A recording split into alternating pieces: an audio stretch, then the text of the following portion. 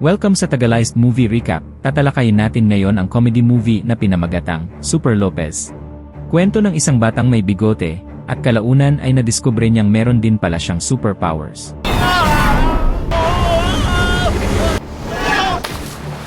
Paano nangyari yon? Halika at alamin natin ang kanyang kwento. Pero bago ang lahat, huwag kalilimutang mag-like at mag-subscribe para updated ka sa ating mga uploads. Nagsimula ang kwento sa isang planetang malayo sa mundo na matatagpuan sa isang galaksi na tinatawag na Shatan. Ang Shatan ay pinamumunuan ng isang mapanganib na alien na si Scorba, at sa planetang iyon ay may isang siyentipiko na nagngangalang John. Matapos ng maraming taon ng eksperimento, ay nakalikha si John ng isang bata na balang araw ay magliligtas sa mundo nila mula sa teror ni Scorba. Ngunit hindi nagtagal ay natuklasan ito ni Scorba na agad nagpunta sa laboratorio para patayin ang bata. Pero mabilis na kumilos si John at inilagay niya ang bata sa isang maliit na spaceship at ipinadala ito sa Earth na nakalokasyon sa United States. Ilang sandali lang ay dumating si Scorba kasama ang kanyang anak na si Agatha. Binasa ni Agatha ang isip ni John at dito ay nalaman niya ang lahat, kaya inutusan siya ni Scorba na hanapin ang bata at agad siyang umalis sakay ng kanyang sariling spaceship. Samantala, habang papunta sa Earth ay may nangyaring hindi inaasahan. Bumangga ang spaceship ng bata sa isang satellite at dahil dito ay bumagsak ito sa isang bukirin sa Spain. Isang mag-asawa ang nakakita sa bata at nagulat sila dahil may bigote ito. Pero sa kabila ng kakaiba nitong itsura, ay nagpasya pa rin silang ampunin ito at pinangalanan nila siyang Juan Lopez. Para manatiling ligtas, ay itinago nila ang spaceship sa kanilang garahe. Hindi nagtagal, ay napansin nila na hindi ordinaryong bata si Juan dahil sa mabilis na pagtubo ng kanyang bigote at mayroon din siyang kakaibang kapangyarihan. Meron siyang super speed, kaya rin niyang makakita sa loob ng mga bagay at nagagawa rin niyang gawing yelo ang tubig. Pero sa tuwing ginagamit niya ang kanyang kapangyarihan ay natatakot ang mga tao at unti-unti silang lumalayo sa kanya. Dahil dito ay lumaki siyang nag-isa at walang kaibigan hanggang sa umabot siya sa edad na 10. Doon ay ipinaliwanag ng kanyang mga magulang na kung gusto niyang makibagay sa mundo ay dapat kailangan rin niyang kumilos tulad ng isang normal na tao. Lumipas ang 20 taon, si Juan ay namumuhay na ng mag-isa sa isang malaking lungsod at nagpapanggap bilang isang ordinaryong tao. Isang araw ay tinawagan siya ng kaibigan niyang si Jamie. Tinanong siya nito kung bakit hindi pa siya dumarating sa trabaho. Ngunit sumagot lang si Juan na nandoon na siya. Pagkatapos ay ginamit niya ang kanyang super speed para mabilis maghanda at nakarating siya sa trabaho sa loob lamang ng ilang minuto. Dito ay sinabi ni Jamie kay Juan na may bagong babae silang makakasama sa opisina at inamin ni Jamie na may gusto siya dito kaya iminungkahi niya na maghanda sila ng welcome party. Ngunit tumanggi si Juan at umalis muna para mag-almusal. Habang naghahanda ng almusal, ay tumunog ang doorbell, kaya ginamit ni Juan ang kanyang kakayahan para makita kung sino ang nasa labas. At dito niya nalaman na ang bagong babae pala ay si Luisa, na matagal niya nang kakilala mula pa noong college. Masaya niyang binati si Luisa at sinabi ang tungkol sa party na gaganapin para sa kanya. Pagkatapos ng trabaho, ay nagtipon sina Juan, Luisa, Jamie, at 2 pang katrabaho para sa salusalo. Nang pumunta si Luisa sa banyo, ay ginamit ni Juan ang kanyang super hearing. At dito ay nalaman niyang naiinis pala si Luisa sa pagiging clingy ni Jamie, ngunit masaya rin siya dahil nandoon si Juan. Pagkatapos ay ginamit ni Juan ang kanyang kapangyarihan at ginawang yelo ang tubig para makagawa ng mga inumin. Ngunit sa mga sandaling iyon ay umalis na pala si Luisa.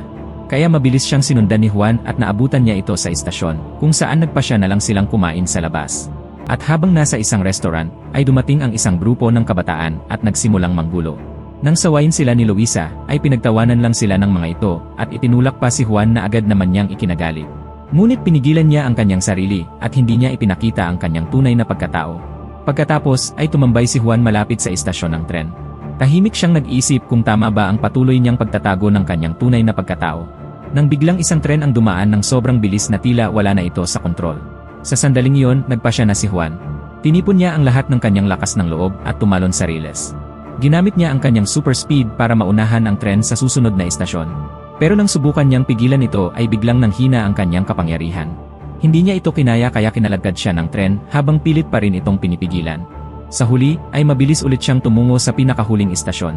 At doon ay ginamit niya ang emergency lane para gumawa ng isang matibay na harang. Dito ay tuluyang niya nang napahinto ang tren, ngunit sa nakakatawang pangyayari ay bumanda rin ito pabalik. Napatingin ang lahat kay Juan pero agad siyang kumilos at kumuha ng sombrero para matakpan ang kanyang mukha at mabilis na umalis. Kinabukasan, ay kumalat ang balita sa buong mundo na may isang misteryosong lalaki na nagpahinto sa rumaragasang tren at nagligtas sa lahat ng sakay nito. At ang balitang iyon ay umabot hanggang United States. Nabalitaan ito ni Agatha na sa paglipas ng panahon ay isa na siyang makapangyarihang may-ari ng isang malaking electronics company, ang Cheat. Pero hindi pa rin siya tumitigil sa paghahanap kay Juan, at nang makita niya ang balita, ay naniwala siya na sa wakas ay nahanap na rin niya ito. Kaya agad siyang nagpasya na pumunta sa Spain, kasama ang hukbo ng kanyang mga advanced robots. Samantala, sa opisina, ay muling nagkita sina Juan at Luisa at nagplano silang lumabas muli. Ngunit biglang dumating si Jamie na may dalang mahalagang balita. Sinabi niyang darating si Agatha mula sa United States para hanapin ang misteryosong superhero. Sa kabilang banda naman, ay ipinaalam ni Agatha sa kanyang ama na malapit na niyang matagpuan ang anak ni John. Ngayon pa na ang teknolohiya ng kanyang kumpanya ay kumalat na sa buong mundo. Ngunit tila wala ng tiwala si Scorba sa kanya dahil sa ilang taon na ang nakalipas ay hindi niya pa rin matapos ang misyon niya. Samantala, nasa bus naman si Juan upang makipagkita kay Luisa. Nang bigla siyang nakaramdam ng matinding sakit sa ulo na parang may kumukontrol sa kanyang isip. Kagagawa na pala ito ni Agatha. Nagpapadala siya ng signal na hinihila si Juan papunta sa gusali ng Cheat Company. Hindi ito nalabanan ni Juan at parang kusa na lang siyang napunta roon. Pagdating niya ay malugod siyang tinanggap at isinama sa isang hapunan kasama si Agatha. Doon ay inamin ni Agatha ang totoo na isa rin siyang alien katulad niya at nais niyang si Juan na isama pabalik sa kanilang planeta. Pero hindi naniwala si Juan sa kanya at nagpasya siyang umalis. Ngunit biglang binasa ni Agatha ang kanyang isip. At doon ay nalaman niyang si Luisa ang kanyang kahinaan. Pagkatapos ay agad niyang pinalabas ang hukbo ng mga robot para pigilan si Juan. Sa simula, kahit na hindi bihasa sa laban, ay madaling natalo ni Juan ang mga ito. Ngunit parami ng parami ang mga robot hanggang sa tuluyan siyang napalibutan ng mga ito at pinagtulungan bugbugin. Dito ay nahirapan na si Juan na lumaban. Pero sa huli ay nagawa rin niyang makawala at dali-daling tumakas gamit ang elevator. Samantala, napagtanto ni Agatha na mas malakas pala si Juan kaysa sa inaasahan niya. Napansin niya ang jacket na naiwan ni Juan at sa loob nito ay nakita niya ang business plan ni Luisa. Doon ay nakabuo siya ng panibagong plano. Dahil laganap na ang teknolohiya ng kanyang kumpanya, ay madali niyang nahack ang isang cleaning machine sa opisina ni Juan. Ginamit niya ito para lihim na makakuha ng DNA sample mula kay Luisa. Kumonekta ang makina sa isang computer at nagsimulang ipadala ang mga data kay Agatha. Pero napansin ni Jamie na parang may mali. Kaya agad niyang sinubukan pigilan ang makina. Ngunit ay bigla siyang tinamaan ng matinding kuryente nito.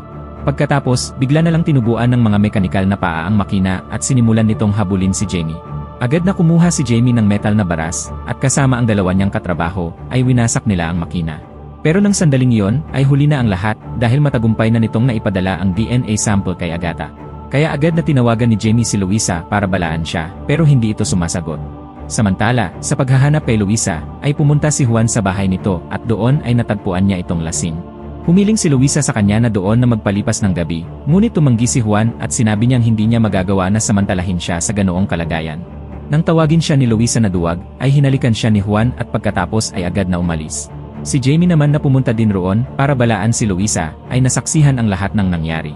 Nagselos siya ng husto at sa sandali ring iyon ay dumating si Agatha at binasa niya ang isip ni Jamie.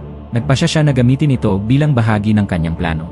Gamit ang DNA ni Luisa, ay gumawa siya ng robot na kamukhang-kamukha nito, at sinabi niya kay Jamie na kung makikipagtulungan siya sa kanya, ay tutulungan niya siyang makuha ang tunay na Luisa. Kinabukasan, bumisita si Juan sa kanyang mga magulang at tinanong ang tungkol sa kanyang tunay na pagkatao. At sa wakas ay inamin na nila ang katotohanan na hindi siya tao, kundi ay isang alien na mula sa ibang planeta. Ipinakita rin nila sa kanya ang spaceship na siyang ginamit niya noong dumating siya sa Earth. Dito ay pinindot ni Juan ang isang pindutan at lumabas ang nakarecord na mensahe mula sa kanyang tunay na ama. Ipinaliwanag ng kanyang ama ang lahat at sinabi nito na kailangan niyang bumalik sa Shatan para iligtas ang kanilang mga kababayan mula kay Scorva.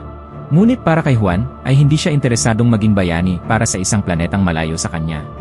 Gayunpaman ay nakumbinsi siya ng kanyang ina at gumawa pa ito ng superhero costume gamit ang mga materyales mula sa spaceship. Ngunit naniniwala si Juan na wala siyang kakayahang lumipad. Kaya sinubukan niyang tumalon mula sa bubong pero bumagsak lang siya ng napakalakas. Dahil dito ay naniwala na siyang hindi para sa kanya ang pagiging superhero. Sa sandaling iyon ay may dumating na mga bata at nagsimulang pagtawanan ang suot niyang costume. Pero isinawalang bahala lang ito ni Juan at tinaas niya lang ang kanyang kamay. Ngunit biglang umangat ang kanyang katawan mula sa lupa. Nang itaas niya na ang kanyang dalawang kamay ay tuluyan na siyang lumipad pataas sa ere. Sa una, ay hindi niya makontrol ang kanyang kapangyarihan at paulit-ulit siyang bumabangga sa iba't ibang lugar, tulad ng disyerto at dagat. Pero kalaunan, ay natutunan din niyang kontrolin ang kanyang paglipad at ligtas siyang nakabalik sa bahay. Agad siyang nagpalit pabalik sa normal na damit at maya-maya ay dumating sa bahay nila ang isang robot na kamukha ni Luisa. Naramdaman ni Juan na may kakaiba, kaya dinala niya ito sa kanyang kwarto. Doon, sinabi niya ang totoo tungkol sa kanyang sarili. Ngunit dahil kontrolado ito ni Agatha, ay sinubukan ng robot na kumbinsihin si Juan na bumalik sa kanyang planeta, pero tumanggi si Juan na umalis. Pagkatapos, gamit ang robot, ay kinumpronta ni Jamie si Juan at inakusahan siyang pinagtaksilan niya ang kanilang pagkakaibigan dahil sa halik. Nang marinig ito, ay napagtanto ni Juan na nagkamali siya. Unti-unti na rin kumalma si Jamie matapos mailabas ang kanyang galit. Nang biglang nagbigay ng utos si Agatha at inatake ng robot si Juan. Pinatalsik siya nito sa isang malakas na suntok lang, kaya mabilis na nagpalit si Juan sa kanyang costume at lumaban. Matapos ang matinding labanan, ay kumuha siya ng bat at hinampas ang robot hanggang sa tuluyan niyang masira ang ulo nito. Samantala, napansin ni Agatha na unti-unti nang kumakampi si Jamie kay Juan, kaya dinakip niya ito. Pagkatapos ay agad na lumipad si Juan papuntang Barcelona. Sinubukan niyang ipaliwanag ang lahat kay Luisa, pero noong una ay hindi ito makapaniwala. Para patunayan ang katotohanan, ay ibinunyag ni Juan ang kanyang tunay na pagkatao bilang isang superhero. Sa mismong sandaling iyon, ay dinukot ng mga tauhan ni Agatha si Luisa, at biglang nakaramdam si Juan ng matinding sakit sa kanyang ulo, kaya hindi niya nagawang protektahan si Luisa.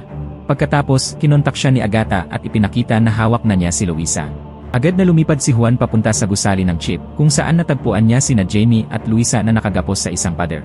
Nang bigla na lang may malakas at masakit na tunog ang umalingaw mula sa mga speaker, dahilan para mapaluhod si Juan sa sobrang sakit.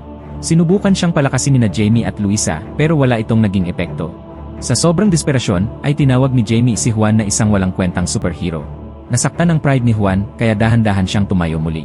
Pagkatapos, ay nagsimula na ring insultuhin ni Luisa si Juan, at nang marinig ito ay tuluyan na siyang nagalit. Ginamit niya ang kanyang heat vision para wasakin ang pader, dahilan para mapalaya niya silang pareho, at agad silang dinala pauwi. Samantala, walang kaalam-alam si Agatha sa nangyari, dahil kararating lang ni Scorba sa Earth. Wala siyang interes na makipagkita kanino man, at gusto lang niyang malaman kung ano na ang sitwasyon.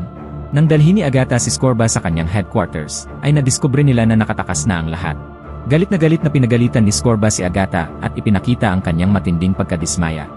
Sa sobrang galit sa kanyang ama, ay nagpasya si Agatha na siya na mismo ang kikilos. Tinanggal niya ang oxygen ni Scorba dahilan upang mamatay ito. Pagkatapos ay dumating siya sa bahay ni Juan sakay ng spaceship ni Scorba at nag-transform sa isang makapangyarihang anyong robot. Agad rin na sinuot ni Juan ang kanyang superhero costume habang papalapit sa kanila ang robot. Sinubukan silang ipagtanggol ng kanyang ama pero inatake siya ng robot gamit ang napakalakas na puwersa. Gamit ang malakas na hangin, ay winasak ng robot ang paligid at tinangkang hilahin papasok ang ama ni Juan.